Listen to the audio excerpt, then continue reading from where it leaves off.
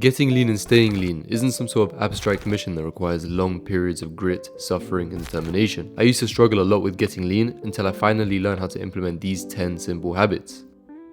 We've all heard of the word sedentary or the phrase sedentary lifestyle and how it's contributing to weight gain. And with office jobs and long unbroken sessions of Warzone being today's norm, the issue surrounding a sedentary lifestyle is more prevalent than it ever has been. And if the best way to gain weight is to never move, surely the best way to lose weight is to move every day. But the best way to do this is to make your cardio fun and to do things you enjoy. For example, you could play a sport, either on your own or with some friends, or you could join a club. Or if you don't care and you just want to get it over and done with, do some sort of boring cardio you can semi-tolerate. A calorie counting app will be your greatest tool when it comes to fat loss, so make sure you use it. The only way you can learn to understand what you're eating and make sure you're sticking to a good calorie deficit is to track your calories. When most people don't track their calories, they end up dropping their calories too low, they end up being too hungry and end up binging. And when they end up binging, they end up losing their progress, which means they drop their calories too low again. It's just a negative feedback cycle, you know. At first you might struggle with the concept of having to track everything you eat, but it does become easier and it becomes as natural as brushing your teeth. Tracking your weight and tracking your calories go hand in hand. One of them is a tool to make sure you're on track to achieving your goal, and the other lets you know if you are on track to achieving that goal. Please don't get weird about it. Don't get overly obsessed with trying to get the scale to go down every day. Every morning, wake up, jump on the scale. Ideally, you do this after going to the bathroom, but if you can't, just write down your weight and get on with your day. If you're not having a cheat day and you really want a sweet snack, eat a fruit. I find that eating a sweet fruit is a great way to not visit my local corner shop to buy the largest pack of Biscoff biscuits I can get my grubby little hands on. And fruit has genuinely been a lifesaver for me when I'm in a calorie deficit. And trust me, there is nothing better than eating a big, juicy orange when you're on a cut. And most fruits are between 40 to 100 calories, so having 2 to 3 won't make a huge dent to your deficit. When people think about fat loss, their minds go straight towards extreme diets, long cardio sessions, and cutting out foods. But what they don't think about is how to make it sustainable. And I found the best way to stick to a diet is to have a cheat snack. So of course you can treat yourself to a nice snack or a nice meal here and there, but plan ahead so it doesn't ruin your progress. For example, if you've been tracking your calories throughout the week and you've been saving 100 calories a day throughout the week, you can now have a 600-700 calorie snack guilt-free. Just be smart about it and don't let it turn into a week of binging.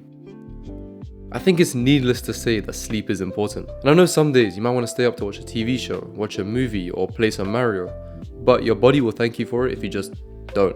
Imagine how good you feel after a few weeks of getting a consistent 9 hours of healthy sleep at night. Imagine waking up with reduced brain fog and with the energy and drive to attack the day. And remember, it's not just about how long you sleep, but the times you sleep at too, so sleep early. Protein is the most satiating macronutrient, which means it helps you stay full for longer.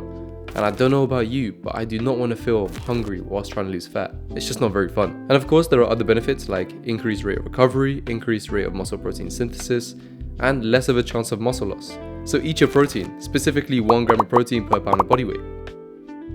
One of the biggest mistakes people make when trying to lose fat is focusing too much on their cardio. And I know I said daily movement is important, and it still is, but resistance training should always be the priority. When you overdo it with cardio, you risk losing both fat and muscle, which might be fine for some people, but personally I'd rather hold on to as much muscle as I can. And the great thing about having more muscle is that it not only makes you look leaner by default, but it's also metabolically active, which means just having it on your body burns more calories. So that means you look leaner and it helps you stay leaner. But that sounds like a great deal to me. So just make sure you're following a structured resistance training program that focuses on progressive overload. And if you're a beginner and you don't have a training program yet, you can get one in the link in the description. Growing up, I had the worst habit where I'd eat a meal, then think I'm still hungry so I'd get seconds, and then realize I was actually thirsty the whole time. So I tried to drink some water, but then realized I'm now too full to drink water, but too thirsty to not try to drink the water. So I just put myself in a state of suffering. So one reason to stay hydrated is to not trick yourself into thinking you're hungry when you're actually thirsty, especially if you've already eaten. Staying hydrated also improves your performance in the gym, and it helps your body to not be dehydrated, which can affect your recovery, energy levels, and sleep. If your goal is to have a strong, healthy, lean body, then eating whole foods is probably a good idea. And the issue with eating processed foods is that they're usually unnecessarily high in calories and not very filling, and they leave you craving more processed food.